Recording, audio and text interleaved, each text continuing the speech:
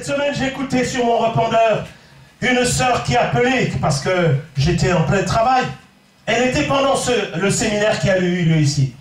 Elle a dit, elle était vraiment esclave de l'alcool.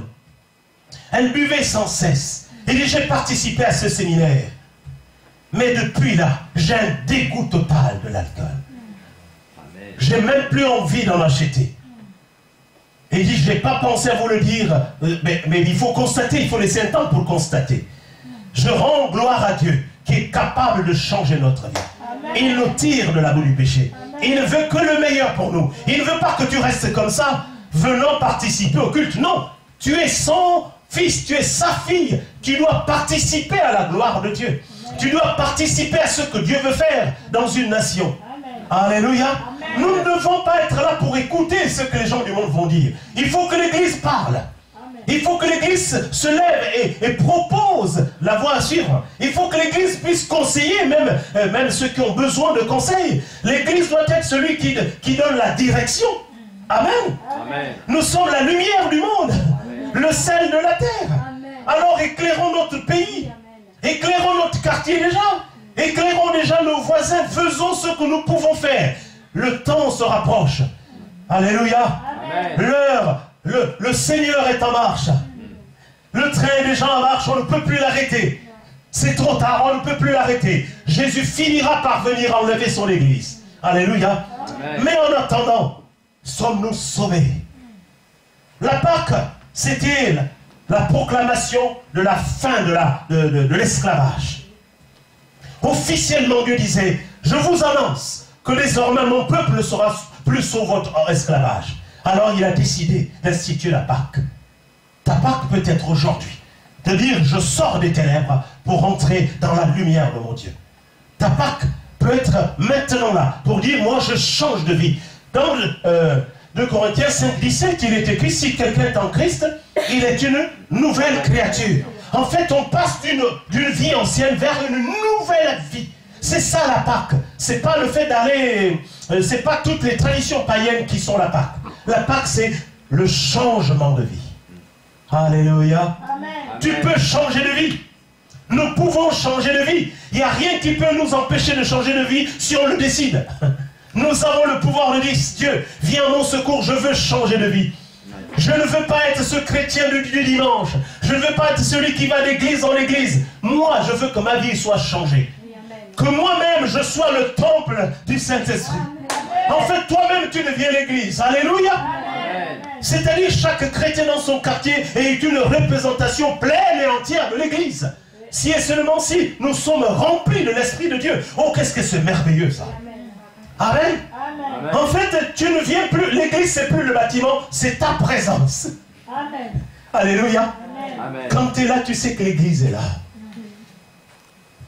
Amen. Amen. L'église, ce n'est plus un monument touristique, non.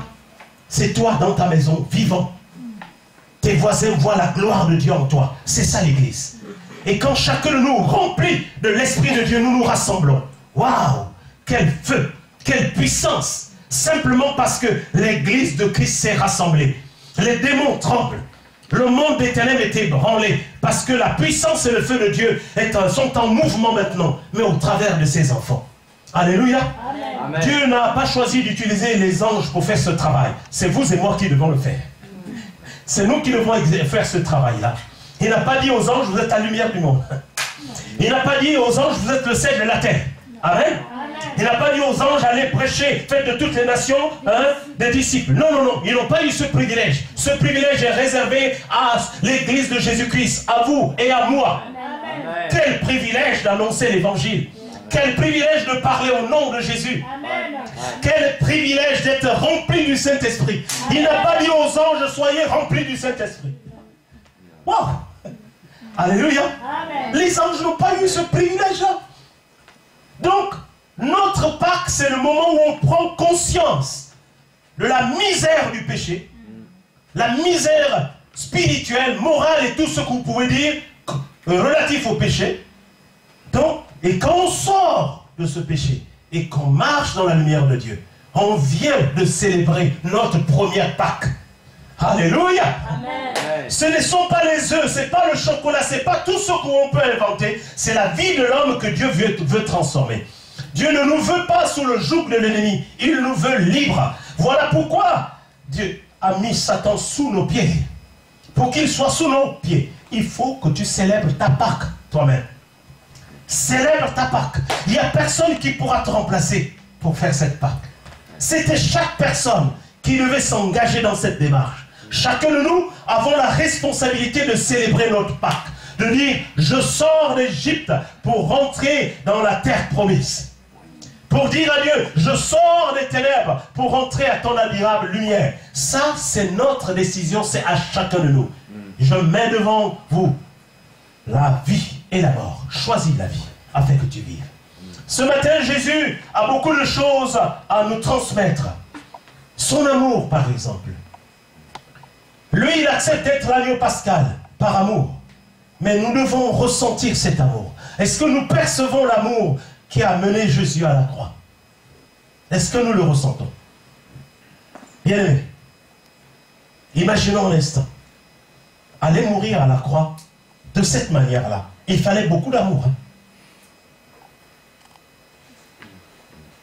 Lui qui était Dieu, il peut disparaître en un clin d'œil. Imaginez la dose d'amour qu'il a dû avoir.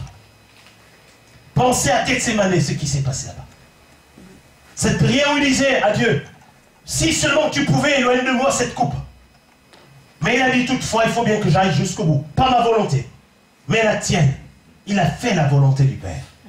Donc de cet amour que Jésus a manifesté pour aller à la croix, je pense que son église devait en avoir. Alléluia. Amen. Mais son église, ce n'est pas un bâtiment, c'est chacun de nous ici présents. Amen. Ouais. Manifestons cet amour que Jésus a manifesté à notre égard. Nous devons être ceux qui dispensent l'amour de Dieu dans notre quartier, dans notre entourage. Mais les chrétiens sont ceux qui se plaignent le plus. Et ils se plaignent, vous savez, auprès de qui? Auprès des païens. Ils se plaignent de leur église. Cette démarche a pour but d'empêcher aux païens d'être convertis. Nous devons nous plaindre auprès de celui qui est l'auteur de notre salut. Amen. Amen. Pour lui, regarde ma situation. Je veux qu'elle change ma vie. Viens faire quelque chose. Mes propres forces ne peuvent pas. Oh Seigneur, viens à mon secours. Il aime celui qui crie à lui, bien-aimé. L'Église ne crie plus vers Dieu. Le culte, c'est devenu une formalité. Nous nous rassemblons entre nous, nous faisons nos fêtes. Mais nous ne savons plus crier vers celui qui est la source et l'auteur de notre salut. Nous devons crier à lui. C'est lui qui guérit. Nous devons crier à lui. C'est lui qui vient consoler. Nous devons crier à lui. C'est lui qui vient nous fortifier, même dans notre faiblesse. L'Église a oublié de crier vers Jésus. L'Église est rentrée dans une certaine routine, dans un certain formalisme. Non, rentrons, soyons sincères devant Dieu. Disons à Dieu ce qu'il y a sur notre cœur. Alléluia. Parlez à Dieu de nos besoins, de nos craintes. Un chrétien n'est pas celui qui fait semblant de cacher ses craintes à Dieu. S'il y a quelque chose dont tu as peur, dis Seigneur, tu sais, j'ai toujours peur de telle chose. Aide-moi à m'en sortir. Alléluia. Amen. Seigneur, tu vois là, j'essaie de marcher dans la sanctification, mais je n'arrive pas. C'est ça un homme selon le cœur de Dieu. C'est celui qui parle à Dieu des vérités qu'il y assure la table de son propre cœur. Et Dieu le connaissant, il dit, mais voilà une personne sincère. Alléluia. Et c'est facile d'aider une telle personne. C'est facile, elle t'a tout dit. Elle t'a rien caché. Et le peuple d'Israël avait tout dit à Dieu. Dieu était au courant de tout le dossier, de tout le traitement qu'il subissait en Égypte. Et parce que le dossier était tellement clair, bien ficelé, Dieu a décidé de clôturer ce dossier. Amen. Alléluia. Amen. Il a décidé de mettre fin parce que c'était tellement clair. Soyons clairs avec le Seigneur. Le peuple d'Israël, vous savez pourquoi il criait? Parce que c'était dur. Nous attendons peut-être que ça soit encore plus dur. Amen. N'attendons pas que ça soit aussi dur que la situation du peuple d'Israël. Crions devant chaque situation qui se présente, qui nécessite de crier à Dieu. Et il vaut mieux qu'on les mette un cri. Disons pas, je suis un homme civilisé, si on m'entend crier, oh, qu'est-ce qu'ils vont dire? Oh là, ça va pas, ça crie dans cette église-là. Ils sont pas un peu fous, ces gens? Vous avez vu quelqu'un qui s'est cassé les jambes qui ne crie pas? Dites-moi, civilisé soit-il. Ouais. Les deux jambes cassées. Et il dit, je ne crie pas, je fais partie d'un peuple civil. Lisez. Ah, ça, je t'acclame. Hein. Si je vois un tel cas, je change de métier, je deviens médecin. Amen. Pour avoir affaire à des malades qui ne crient jamais, même lorsqu'ils ont les deux jambes cassées. Dieu veut qu'on soit normal, des êtres normaux. Alléluia. Qui savent réagir. Si tu marches bien nu et tu piétines une braise, un charbon ardent, tu ne vas pas rester là en disant Alléluia. C'est tellement beau. Amen. Les chrétiens sont là. Non, moi si je pétine un charbon ardent, mais je saute, il y a quelque chose qui est en train de me brûler. Qu'est-ce qui se passe sous mes pieds? Et vis-à-vis de la parole de Dieu, on est là, alléluia. La parole de Dieu doit nous faire réagir. Amen. Amen. C'est bien plus que l'exemple que je viens de prendre. C'est une parole qui doit nous faire sauter en disant, il se passe une chose là. Qu'est-ce qui est en train de brûler dans mon cœur? Il faut que je regarde, je m'examine moi-même. Et le Seigneur est en train de faire un travail en profondeur dans notre cœur. C'est ça la véritable Pâque.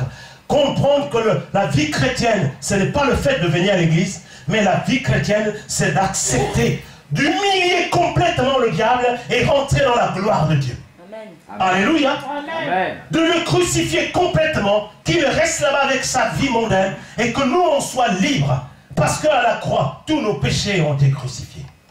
Christ les a portés. Il n'y a plus de raison que le péché nous hante encore. Il n'y a plus de raison qu'on soit dans la misère parce qu'on refuse de vivre une vraie vie chrétienne. Une vie chrétienne épanouie. Alléluia. Ah, c'est ça, la vraie vie chrétienne épanouie. Vous avez besoin d'émancipation? Là, je vous parle de la vraie émancipation. De l'homme et de la femme cette fois-ci. Alléluia. Amen. C'est ça la véritable émancipation. C'est-à-dire, je sors d'une situation et je me retrouve dans une situation bien meilleure. Oubliant toute la misère du passé. Mais lorsqu'on sort de l'Égypte, bien-aimé, il y a le grand désert devant nous. Alléluia.